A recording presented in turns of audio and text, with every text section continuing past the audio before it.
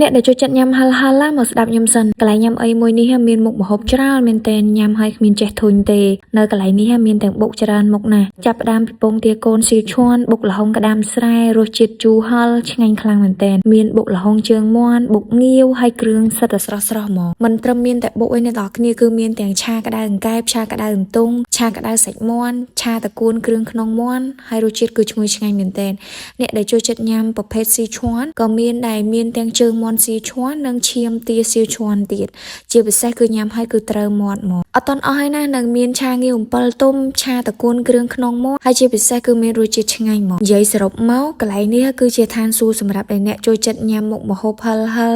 ឬក៏ញ៉ាំប្រភេទឆាក្តៅគ្រប់មុខគឺមាននៅកន្លែងនេះហើយយើងអាចកំងបានភ្លាមរសជាតិគឺឆ្ងាញ់មែនទែនហើយជាពិសេសគឺសាច់របស់គាត់គឺសិតតែស្រស់ហ្មងគាត់អត់ប្រើយកមកផ្អាប់ចោលទេ